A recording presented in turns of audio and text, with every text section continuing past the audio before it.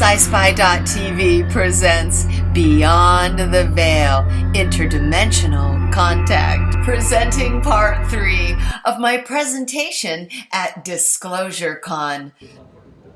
Then, in 2012, I was in trance meditation and the other voice said, get up and write on your vision board. In 2015, you and Scott, my husband, moved to Sedona. Sedona? Who's Sedona? Where's Sedona? I'd never even heard of Sedona. So I went to work the next day, and everyone's coming up to me left and right. Here's my vacation photos from Sedona. You and your husband would love Sedona. Dune buggies are street legal. There's crystal stores everywhere. Okay, so in 2014, my husband promised me he'd take me to the Grand Canyon. I said, can we stop in this town called Sedona along the way? Sure. As we drove into Sedona, and I saw these magnificent red rock temples, I was speechless and breathless. And I looked at him and I said, we have to figure out a way to move here. Similar as to the time when I was called to the desert, I felt I was being called home by the goddess Sedona. My husband worked in telecom in the Silicon Valley, and he looked at me and said, yeah, I don't think I'm gonna find work in telecom in Sedona. Okay, Spirit whispered to me, you'll figure it out. Next. When we got home from our vacation, my husband walks through the door a few nights later, pale, holding a pink slip.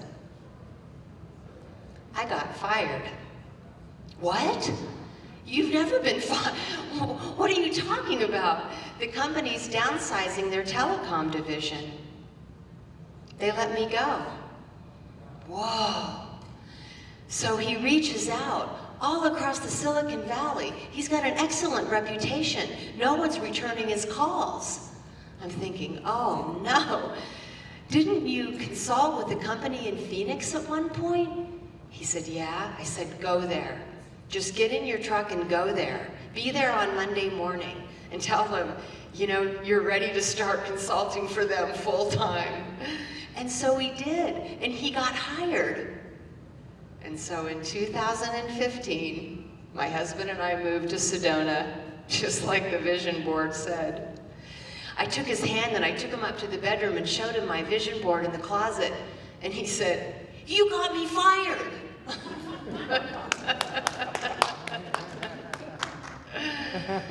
Oh, Spirit.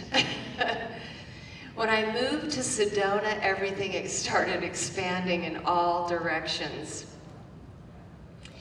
I started a show on Voice America TV called Lighten Up, Discussions with Global Thought Leaders. After my book launch event, I started to create videos that featured my other friends who were authors, as well as myself, teaching. I set up my master bedroom like a TV studio. I had a green screen and 2 little chairs and a table with flowers on them and my camera, and we would make these videos. And Voice America TV saw what I was doing and asked if I'd like to have a weekly show. And so I did, and for 2 years running, I had a show on their network. It really allowed me to interconnect with people in my industry in a big way.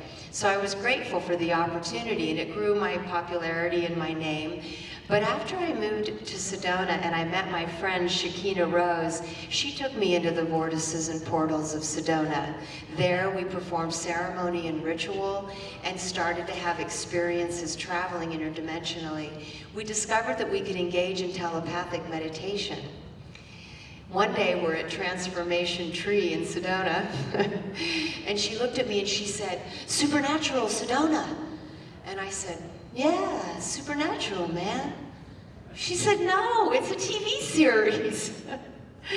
And so we started creating Supernatural Sedona, a television series that's now a documentary. We've actually submitted it to Amazon Prime. But doing Supernatural Sedona inspired me to start creating television series featuring my friends and colleagues in the industry. I was in trance meditation when I saw Sci-Spi written across the sky, S-C-I-S-P-I, and I knew it was a genre. It was a new genre, Sci-Spi, merging science and spirituality. So I went on the internet and I looked to see if anybody else was using this, and they weren't. I couldn't find anything, so I trademarked it.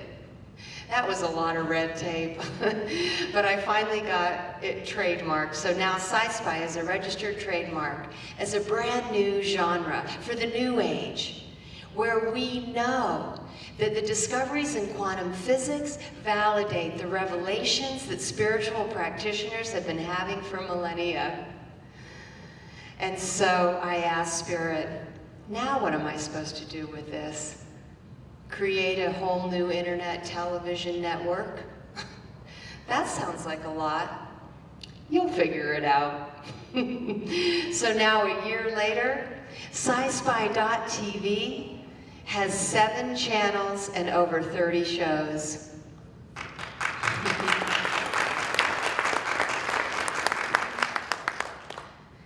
Featuring some of the speakers here this weekend, like Brooks Agnew, who has a show on the channel Quantum Waves, and Brad Olson, who has a show on Supernatural Adventures. Laura Eisenhower has a brand new show called Cosmic Gaia on the Beyond the Matrix channel. Next. When I moved to Sedona, a couple of friends moved in with me briefly.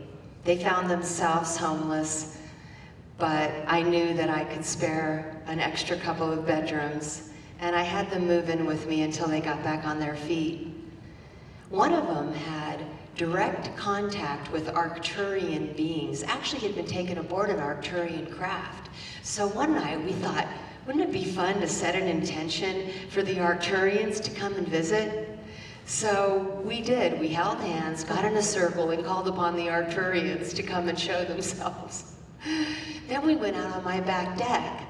Standing on my back deck, looking out into the night sky, suddenly we saw this really bright white light flash on the horizon. And then I have motion sensors on the stairwell leading up to this back deck. And the one at the bottom went off, the one in the center, and the one at the top. And as we're watching this happen, and we don't see anybody, Megan grabs the handrail and says, I feel dizzy. And I grabbed it too and said, me too.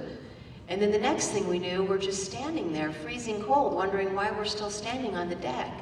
So we went inside and we tried to make some kind of conversation, but we were exhausted and disoriented. So we just went to bed, and I thought, why am I going to bed at 8:30? So I went to my bedroom, I picked up my phone, I looked at the time, 12:40. I'm sorry to interrupt you, but I'm unfamiliar. How can you contact them? I believe we just... Is there a way we could contact them? You know what has defined my spiritual path is this: ask and you shall receive. We simply just set an intention, sent out the request into the universe, and somehow just doing that attracted this experience into our reality. Maybe we have a connection with the Arcturians. And so the next morning, we all woke up and we felt disoriented, nauseous, and I walked out into the kitchen. I looked at the coffee pot and said, no way. I just sipped on some water. My 2 friends come out of their bedrooms. They look nauseous and green and disoriented. And Matthew said, did you see what time it was when we went to bed? I said, yeah. And we all just sat there stunned. It wasn't like we were excitedly talking, oh my God, you think we went up in a ship? What do you think happened? It wasn't like that at all. We were just stunned. Plus, we didn't feel well. We didn't feel well until about 2 or 3 that day, and we didn't really talk about it much.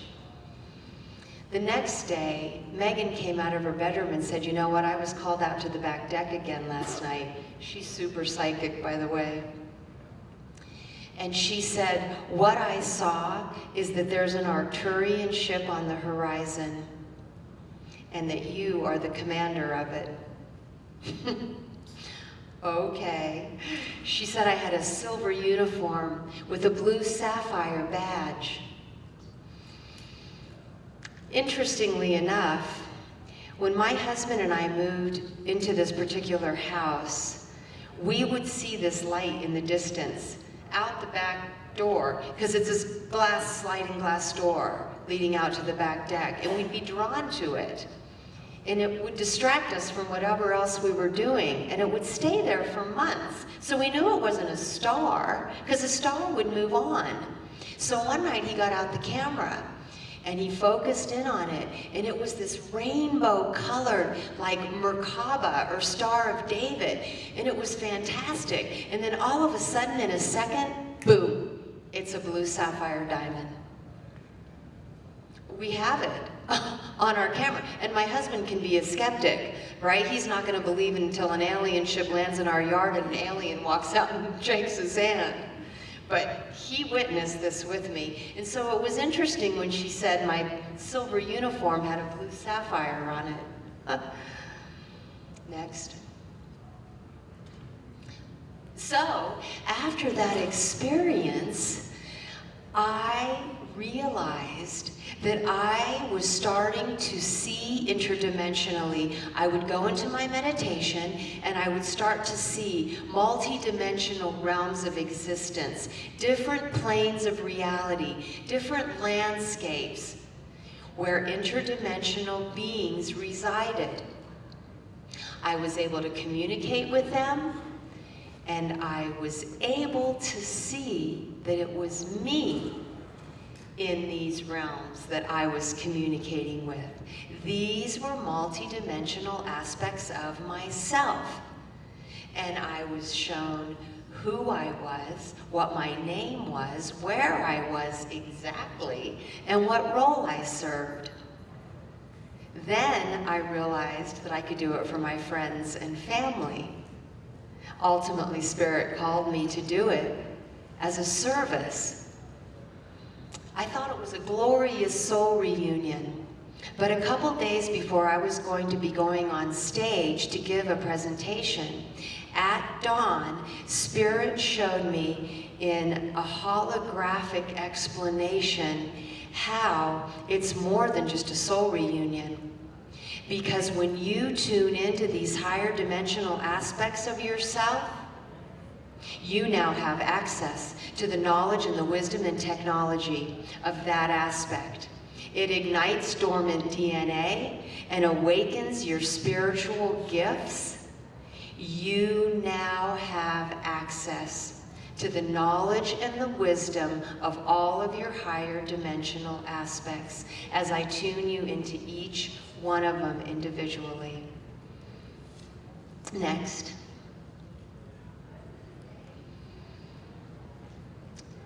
So,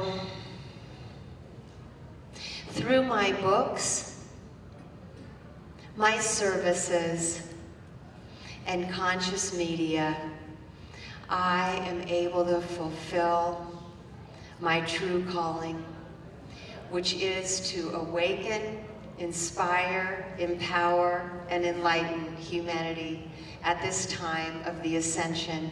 And I am so delighted to be able to provide a platform for all of my friends and colleagues in this industry to do so as well. So we're really quick going to go through these slides, my dear, one after the next. Here are the channels. Perspectives, next. Beyond the Matrix, next. Oh, here's Laura's new show, Cosmic Kaya, on Beyond the Matrix, next. Here's my show, Lighten Up TV, on Perspectives channel. Maureen St. Germain Spirit Family. I don't have to read them for you. You can just keep clicking through them.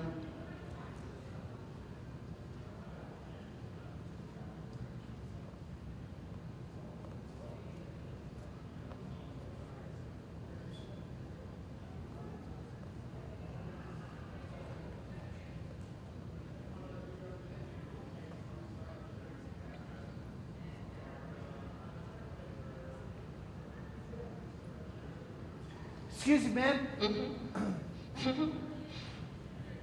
How is there a way we can obtain or tap into this knowledge that we can apply to us? Meditate. Go into a place of stillness. Tune in to your third eye between your brow.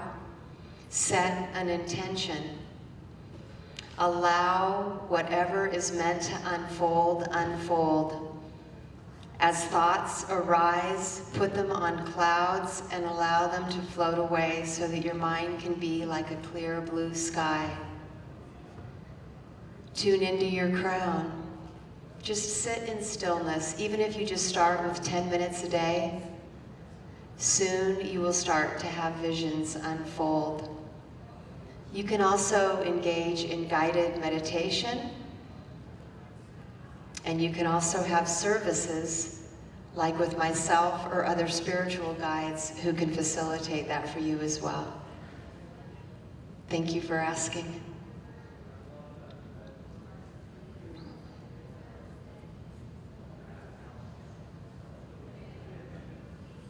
And so what I would like to do is I'd like to offer you a video montage, which is a sneak peek into the programming offered on Sci-Spi.tv.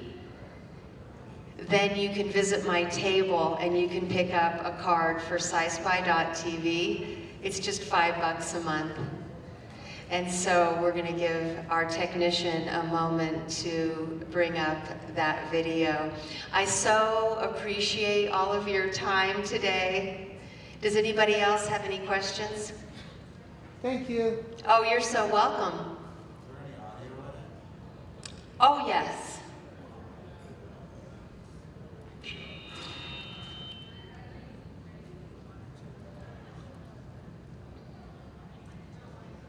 Fascinating journey around the globe and into the cosmos, featuring world-renowned authors, speakers, and experts in many fields.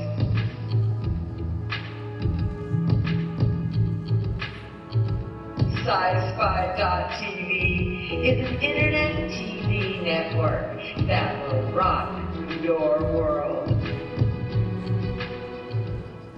I am Suzanne Ross, creator and executive producer of Sci-Spi.tv. I am delighted to bring you a series of clips featuring the thought leaders I have interviewed on my show, Lighten Up. Enjoy.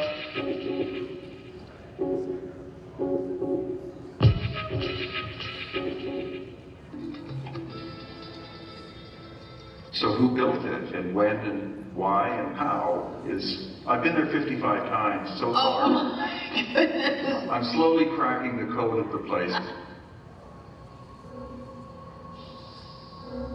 Why cover up that there were giants? Like, what's the harm in that? I know, it's a problem. It's a giant problem. And I love how giants and megalithomania, I mean, it still goes together. Yeah. Right. I mean, just quickly, I mean, it's like, especially in Britain, we're finding that there's so many legends of giants saying they built the megalithic sites. And now what we're doing is we're finding reports of giant skeletons at the megalithic sites. Beautiful, And it's like boom. So it's pretty obvious that they may have well have been involved in their construction. And the traditions all around the world seem to match that. To my surprise, he said, another area that I was working on while he's studying and doing the physics has to do with blocking. Natural magnetic field collapses between our matter universe and the dimension, this is his words, the dimension that encases this matter universe. And he said it's what people have always called the astral plane, but I was studying what's in it, what's dangerous, and how does the United States government block that which is dangerous from coming in here.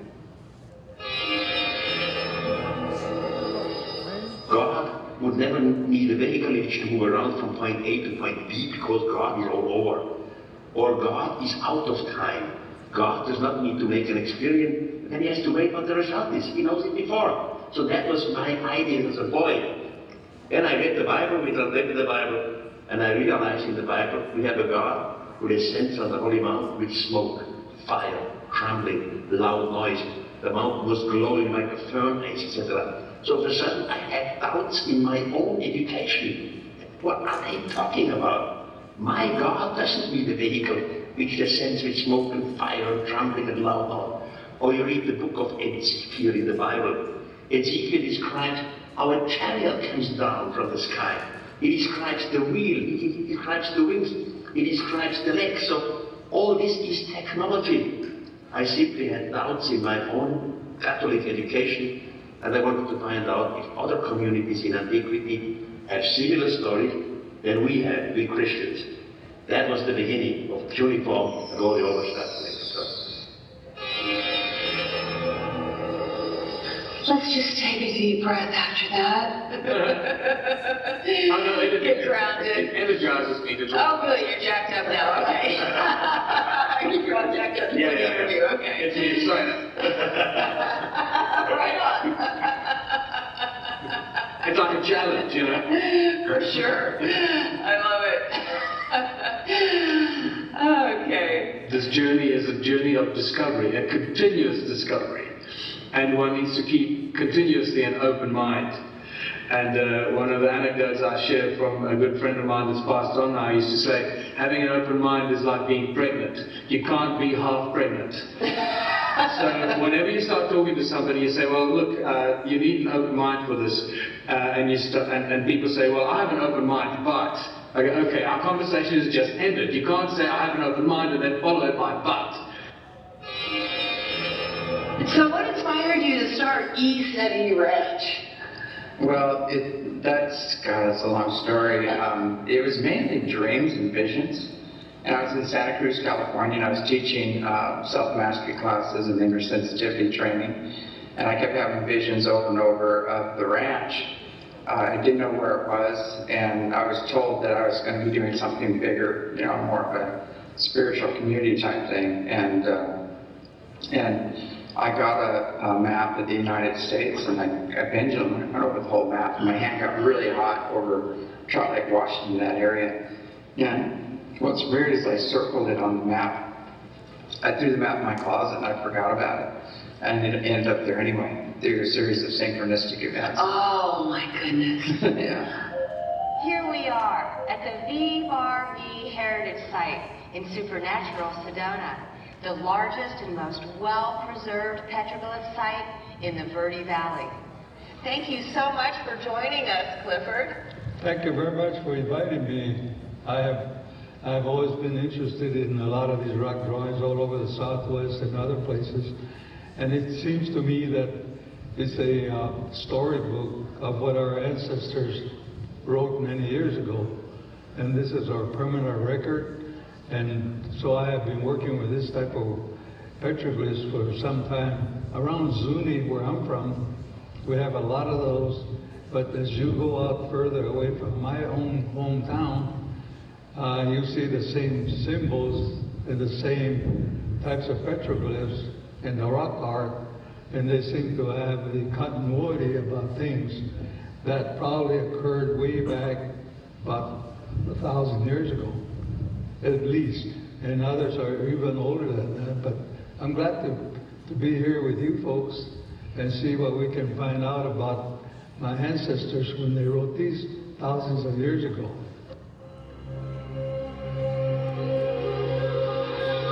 Mainstream archaeologists and anthropologists are telling us that all Native Americans walked across the Bering Straits, came from Siberia to Alaska, and then walked down through Canada, and ultimately down to Mexico, and walked all the way to South America too. Mm-hmm. And the whole idea that ancient people had to walk every place rather than, say, going by boat is a big schism, really, within archaeology and anthropology.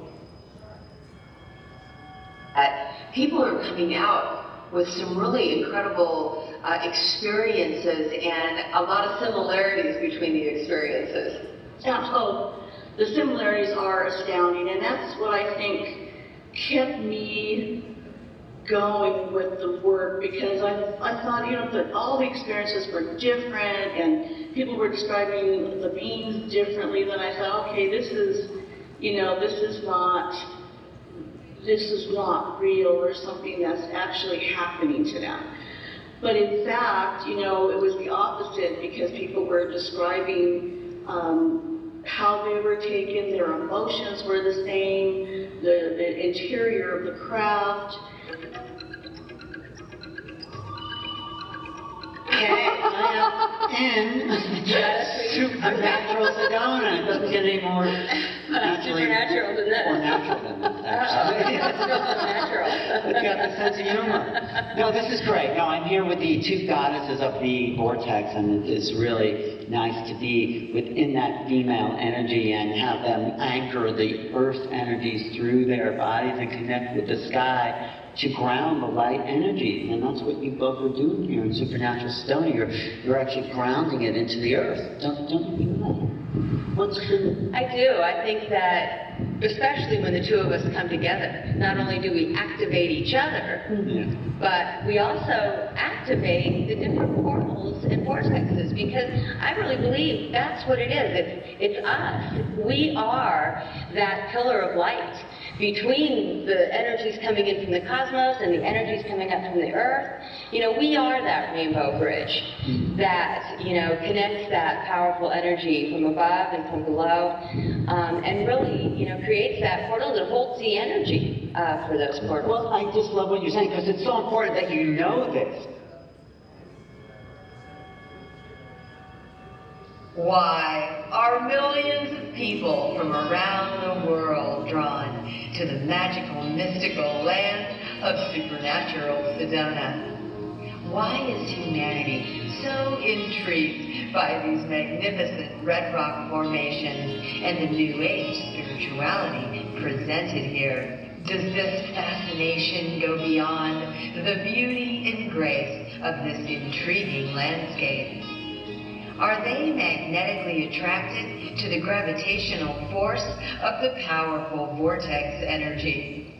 What secrets lie hidden in these natural temples that give us clues about our ancient past, our otherworldly connections, and a future golden age?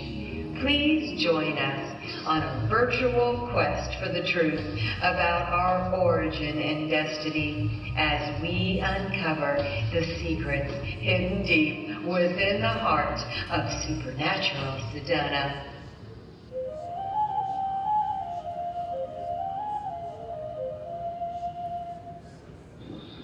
First thing I want you to do, just be aware of a pinpoint of light roughly in the circle of us, so right in front of the doorway where I'm facing now, just a pinpoint of light just about 3 feet off the ground.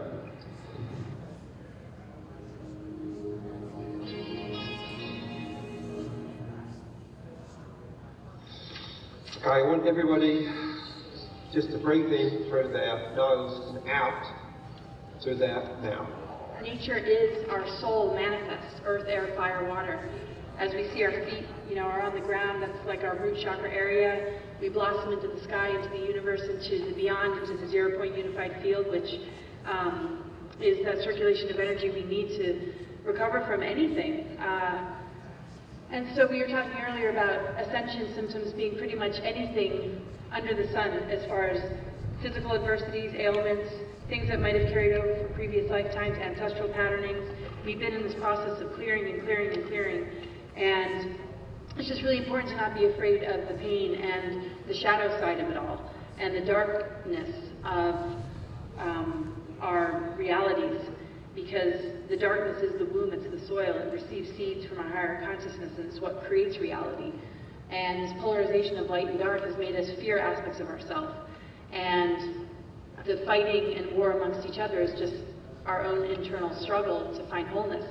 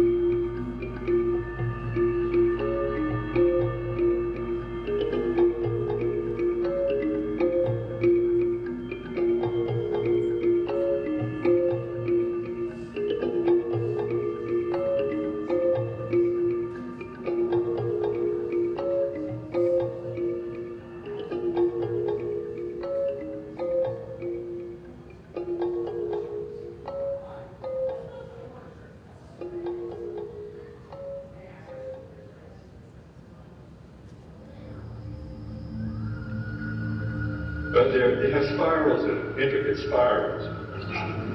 And I was of the opinion, the flash camera at night has a shutter speed of 200 a second shutter per flash.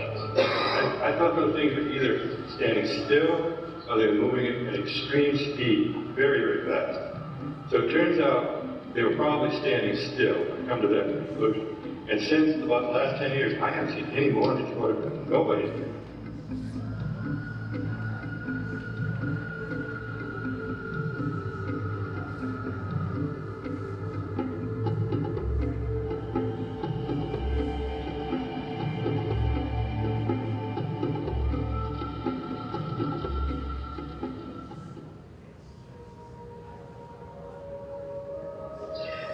There's a race of beings upon the planet increasing in number, although visually and physically indistinguishable to most humans, they're the bringers of light. They're here to guide the awakening of terrestrial consciousness.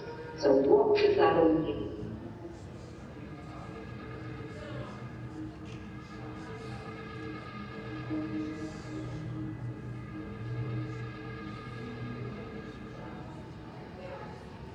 Messiah, Lane, Kaina, Suo Shanai Makaile Sema, Filanata, Klishama Kiwanese, Akil, Su Shushanan, Almesamaki, Guishan Ama Saptila Kimi, Suishini, Kaimaki Sutuyashini Kia.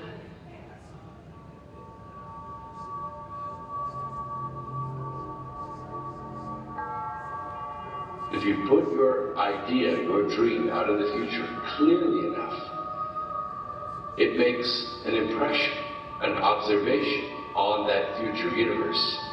Those vibrations come all the way back to the past, which is the present, where you're sitting right now. You can then reapply energy into those things that are sympathetically vibrating with your idea in the future.